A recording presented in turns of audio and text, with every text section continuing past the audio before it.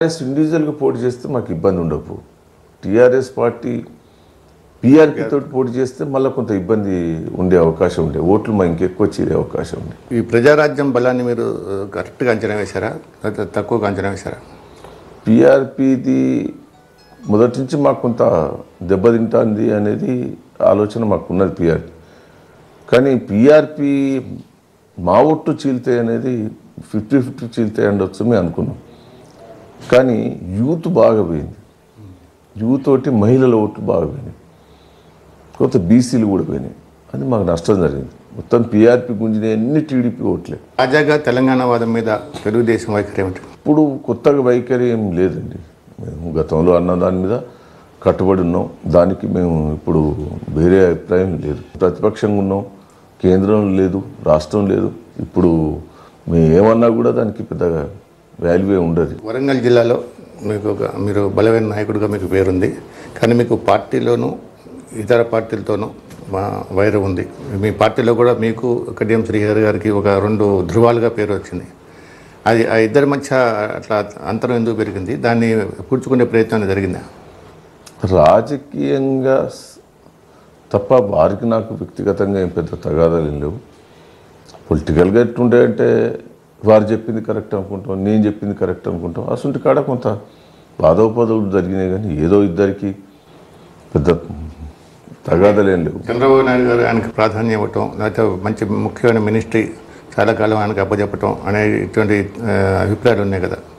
దీని మీద మీకు ఏమైనా బాధ కలిగిన సందర్భం ఉందా? అంటే శ్రీహరి గారికి నాకు అవకాశం అన్నప్పుడు మా జిల్లాలో ఎస్సీగా ఆయనకే అవకాశం అని మేము అడిగినాం ఒకసారి. శ్రీహరి గారికి మంత్రివర్గంలో మొదట్లో చేర్పించే దాంట్లో మా పాత్ర ఉంది. ఆయన మంత్రి పదవి తీసేసి నాకు కావాలని నేను ఎప్పుడు అడగలేదు.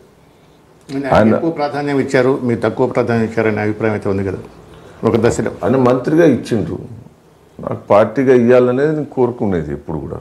సరే నాకు ఇచ్చే కాడికి ఇచ్చారు, కానీ నాకు కూడా మంత్రి కావాలి అనేది చాలా సందర్భంలో పార్టీలో రిక్వెస్ట్ చేయడం జరిగింది. కొన్ని కారణాల వల్ల క్యాస్ట్ ఈక్వేషన్లో కాలేకపోయారు. కొండా మురళి వర్గం నుంచి ప్రాణభయం ఉందని మీరు చాలాసార్లు చెప్పారు. ఇప్పుడు కొండా సురేఖ మంత్రి కూడా అయ్యారు. ఇప్పుడు పరిస్థితి ఏమిటి జిల్లాలో?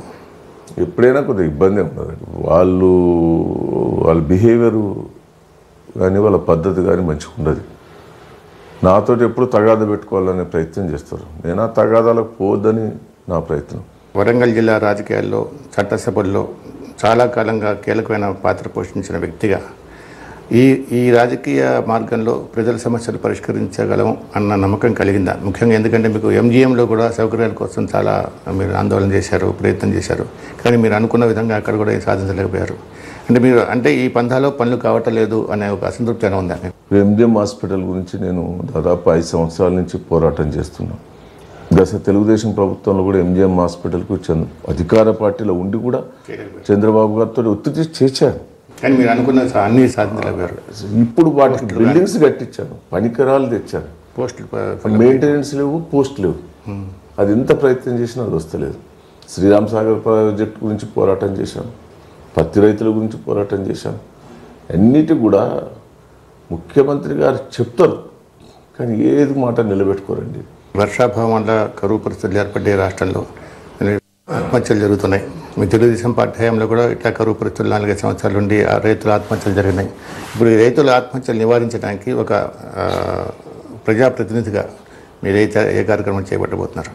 రైతుతోటి ఆధారపడే కుటుంబాలు చాలా ఉన్నాయి. వడ్ల కానీ, కమ్మరి కానీ, కుమ్మరి కానీ, రజక కానీ, నాయబ్రాహ్మణులు కానీ, వీళ్ళంతా రైతులు బాగుంటే వీళ్ళందరూ కూడా కుల వృత్తులు, చేతి వృత్తులు చేసుకునే వాళ్ళు బాగుండే అవకాశం ఉంటాయి. అంటే ఆ కుల వృత్తులు కూడా దెబ్బతినే అవకాశాలు ఉంటాయి. రైతులు దెబ్బతింటారు. వీళ్ళకు మనోధైర్యం కల్పించాలి. ఈ వారం రోజులుగా దాదాపు 4-5 రైతులు ఆత్మహత్యలు చేసుకున్నారు. అంటే రైతు ఆత్మహత్య చేసుకున్న చోటికి మీరు వెళ్ళి ప్రజాప్రతినిధికి వెళ్ళి ఆత్మహత్య ఎందుకు చేసుకోవాల్సి వచ్చింది, ఈ ఆత్మహత్య నివారించడానికి ప్రభుత్వం కానీ సమాజం కానీ ఏ చర్యలు తీసుకుంటే బాగుండేది అని ఒక విశ్లేషణ చేసి అధ్యయనం చేశానండి. దేవరూపతలో ఒక రైతు చనిపోతే పోయాను, కుటుంబంతో పలకరించాను, ఆ కుటుంబ సభ్యులకు ధైర్యం చెప్పాం. అంటే చనిపోయాక పోయి పలకరించేదానికంటే చనిపోక ముందే గ్రామాల్లో నివారణ కోసం గ్రామాలలో సభలు పెట్టాలండి. సభలు పెట్టి మేము ఉన్నాం, మేము ఆదుకుంటాం, అనే అభిప్రాయం. ఆదుకునేది మనం 10 పైసలైనా కావచ్చు, ఆ 10 పైసలైనా వస్తాయనే ఆశ వాళ్ళకి కల్పించకపోతే వాళ్ళు ఆత్మహత్యలు చేసుకున్నాక అవకాశం ఉంటుంది. చంద్రబాబు గారి హయాంలో ముఖ్యంగా 2000 నుంచి 2004 వరకు కరువు బాగా ఉంది. ఇప్పుడు కరువు మరి తలెత్తింది. అప్పటి ప్రభుత్వం ఇప్పుడు ప్రభుత్వం స్పందించిన తీరు కానీ కార్యక్రమాలు చేపట్టే తీరు కానిలో ఏమైనా వ్యత్యాసం ఉందా? ఏ ప్రభుత్వం పనే వీళ్ళు మొదలు పెట్టలేదండి. మనం పశుగ్రాసం మేము గతంలో సప్లై చేసాం, పశువులకు మంచినీళ్ళ కోసం సప్లై చేసాం, బోర్లు వేయించాం, ఎక్కడ పడితే అక్కడ బోర్లు వేయించాం, వాటర్ ట్యాంకులు పెట్టించాం, రైతుల కోసం ఎన్నో కార్యక్రమాలు చేశాం, వాళ్ళకు సబ్సిడీని కింద ఇత్తనాలు సప్లై చేశాం. అంటే కొన్ని కార్యక్రమాలు చేశాం. ఆ రోజు 9 గంటలు కరెంట్ ఇచ్చాం. కరువులో కూడా 9 గంటలు కరెంట్ ఇచ్చేది. మన పోయిన ఎన్నికల్లో తెలంగాణలో అభివృద్ధి చాలా జరిగింది. అసలు ప్రాజెక్టులు కూడా ఎక్కువ తెలంగాణలో నిర్మాణం జరుగుతుంది. ఫండ్స్ కూడా ఎక్కువ తెలంగాణ ఖర్చు చేస్తున్నాం. ఇది సమస్య అభివృద్ధి సమస్య కాదు, ఇది ఆత్మగౌరవ సమస్య అని వాదన వచ్చింది ముందుకి. దాన్ని మీరు ఏమంటారు? తెలంగాణ ఇప్పుడు ఉదాహరణకు శ్రీరామ్ సాగర్ వరద కాలువ చేపట్టారండి, 1000 కోట్లు ఖర్చు పెట్టారు. బాబ్లీతోటి 11 ప్రాజెక్టులు మునుగుతానే అసలు కాలువకే నీళ్ళు వస్తలేవు అని అంటే వరద కాలువ ఇప్పుడు అవసరం అండి? ఓన్లీ కాంట్రాక్టర్ల కోసమే. ఫస్ట్ ఫేజ్కే నీళ్ళు వస్తలేవు అంటే సెకండ్ ఫేజ్ నీళ్ళు కాలువలు తవ్వుతారు. ఆ కాలువలు 5 ఏళ్ళ బట్టి తవ్వుతారు, సుక్క నీరు లేదు. అంటే 1 ఎకరానికి తెలంగాణ నీళ్ళు ఇచ్చారా? ఇయ్యలే.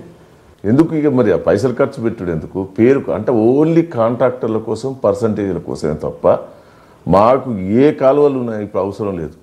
ఆ బాబ్లీ 11 ప్రాజెక్టులు ఆపితే చాలా సంతోషం. 1,00,000 కోట్లు అయినా ఇప్పుడు ఆ ప్రాజెక్టు కాదు. అది 18 లక్షల ఎకరాలు ఎడారి అవుతున్నాయి. అది ఒక్కటి ఆపితే చాలు. వీళ్ళు కొత్తగా మాకు ఏం చేయవలసిన పని లేదు. మీ వ్యక్తిగతంగా మీ రాజకీయ ఎజెండా ఏంటి? ముందు ఏ అంశాల మీద దృష్టి సారించబోతున్నారు? దేని మీద కేంద్రీకరించబోతున్నారు? ఏ ఉద్యమాలు చేపట్టబోతున్నారు? నేను బాబ్లీతోటి 12 ప్రాజెక్టులు ఆపేందుకు నేను పోరాటం చేయాలనేది రాష్ట్ర ఆపగల నమ్మకం.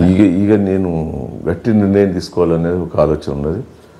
మన తెలుగుదేశం పార్టీ తెలంగాణలో ఉన్న వాళ్ళందరినీ కలిసి కూర్చొని అదే తిరిగి అన్ని పార్టీలను కూడా కలుపుకోపోయి ఇది పెద్ద ఎత్తున ఉద్యమం చేపట్టాలనేది ఒక ఆలోచన ఉన్నది. అదే తిరిగి ఈ కరువుల సమస్యలను రైతులకు, రైతు కూలి వాళ్లకు, రైతుతోటి ఈ చేతి వృత్తులు, కుల వృత్తులు చేసుకున్న వాళ్ళకు మనోధైర్యం చెప్పి అన్ని గ్రామాలు తిరగాలనేది ఆలోచన ఉన్నది. అన్నీ కూడా ఈ దేవాదుల ద్వారా మా జిల్లాకు కాంగ్రెస్ పార్టీ హామీ ఇచ్చింది, నిలబెట్టుకోలేదు. దానికోసం కూడా నేను పోరాటం చేయడం జరుగుతుంది. Thank you.